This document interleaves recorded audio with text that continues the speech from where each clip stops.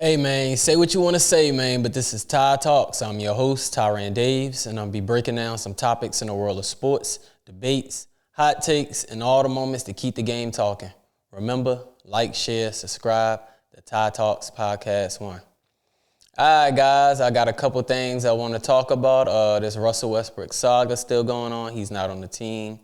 The Kings might still be interested in Russell Westbrook, so hey, man, look, I feel about this Russell Westbrook thing, man. I feel like there's not 300 players better than him. It's not that many players that's better than him. He should be on a team, seriously.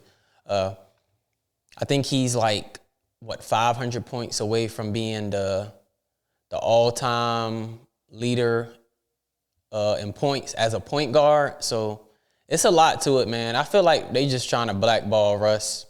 Get him out the lead. He should have say-so when he want to retire, like Katie said.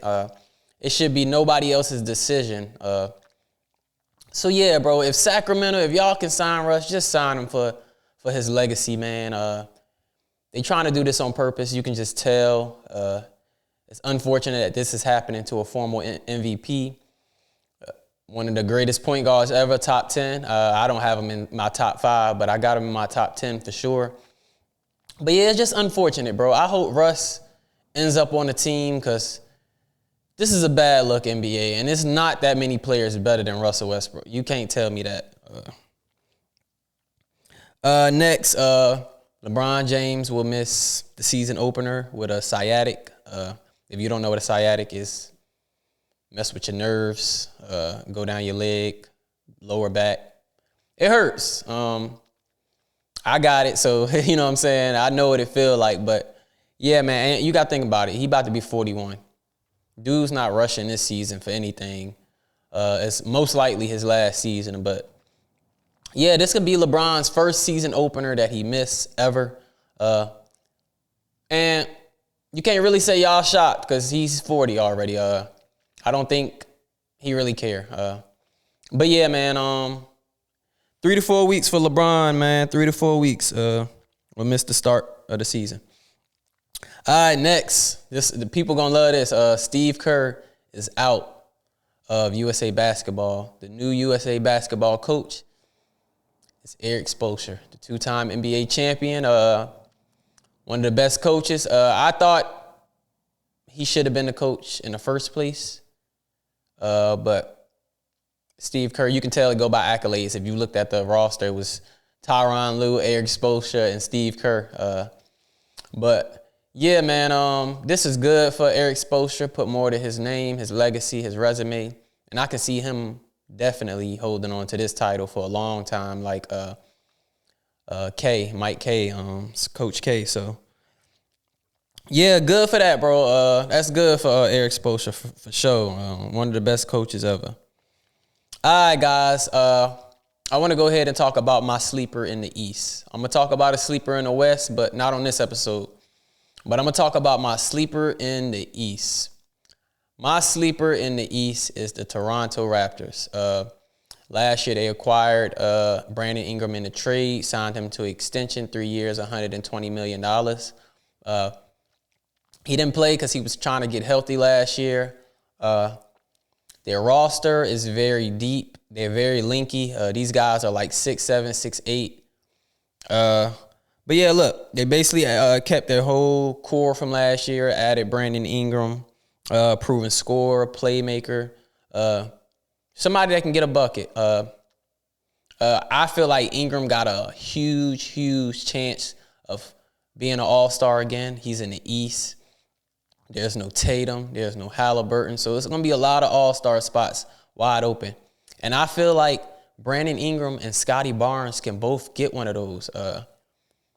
To me, I feel like this is a breakout season for Scotty Barnes. If Toronto want to go anywhere, he got to show his playmaking ability. He has to show that he can score. He got to stay aggressive. We know he's a great defender. I like to see him extend a little mid-range or something like that. Shoot the three a little better. But, yeah, bro, last year, the Toronto Raptors, they had a rough start, a very rough start. By the second half of the season, their defense got better. This all depends on if R.J. Barrett can actually be consistent and make threes also. He is somebody that should be in stardom right now, but have not fulfilled those promises. But I can see if he can play his role with Toronto, they can be a nice team. They got, so let me talk about a couple players. Their coach is Darko Ranjovic. They had traded for, Okaji Abaji from Cleveland a couple years ago. Well, that probably was last year. He was a lottery pick, but he's somebody that's very athletic, and I can see that's provide a lot of energy for Toronto. So yeah, last year, Scotty Barnes averaged 19.3 rebounds, 19.3 points, 7.7 rebounds, 5.8 assists. So look, Scotty Barnes, you just need to get that up to like 23, more rebounds, a little more assists, show a little more playmaking, and I think you'll be fine. Just be more consistent too. You already been an all-star, so you know what it feels like, but you need to be consistently an all-star. Next, Obaji, what I was just talking about, the lottery pick that came from Cleveland originally. Last year, he averaged 10 points, 3.3 rebounds, and a steal a game. So I think this dude is like 6'8", 6'9", big body, 3-and-D guy. You know, these 3-and-D guys are probably the cornerstone of the NBA right now. So expect a lot of these guys, a lot of teams to be going after guys like that and drafting guys like that. Next, Jacoby Walker. They didn't even talk about him last year, mainly because the rookie class was not that great.